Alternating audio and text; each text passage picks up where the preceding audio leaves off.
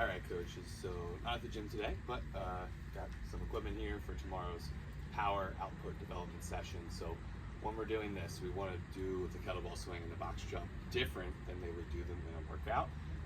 That way we're not just starting an EMOM, having them do those reps with no direction. A lot of folks, especially more experienced members, are just not going to care if you just tell them to do a few kettlebell swings and a few box jumps. They're just going to kind of glaze through it. So what we want to see on the kettlebell swing is, instead of maybe doing our kettlebell swing at a moderate speed hip extension like we might do in a workout, I'm just doing enough to get the kettlebell up to whatever height, rushing or overhead. We are going to exaggerate and try to get maximum speed of hip extension. So in the coach's notes, we've got a little breakdown of how the hip is the strongest joint in our body, all the largest muscles of our body attached there, so it can produce the most power. So what we want to see on these swings is an exaggerated hip extension for whatever height swing we're doing. So you can see the difference in that speed. We're kind of overdoing it. We're giving it 105% speed on the extension of the hip, opposed to just kind of doing a nice easy one. So the weight doesn't matter too much, but obviously if they go too light, they're likely to launch the kettlebell overhead.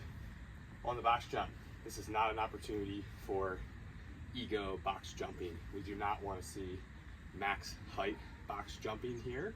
We want to see max height jumping because we have max power output, max speed hip extension, which is going to cause us to land really high on our box. So we could literally have everybody in the gym do 20 inches and have our newer athletes go way lighter than that, or way lower than that, and everybody get the benefit from this session. So they can do the height that they're doing the workout, they can go with a lower box, and that's going to be totally fine. So we don't want to do just, again, partial slow speed jumping and land, keeping my chest pointed at the box, hips not extending all the way.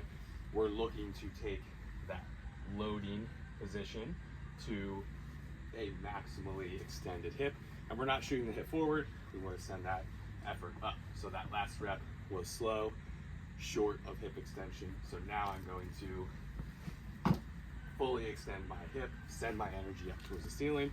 This is a little less than 20 inches, so I'm able to land fully locked out with a soft landing. So if I short that extension and just rip my feet up, and I'm not confident in producing that power, it's going to be loud, and I'm going to wind up not producing as much power. So we want to see that fully extended hip. If they're uncomfortable with it, take them lower, take them lower, take them lower. So give a little breakdown, demonstrate that in your classes for those couple minutes. Give them just a couple minutes to figure out where they want to jump and what weight they want to swing, and then coach them up during the EMOM.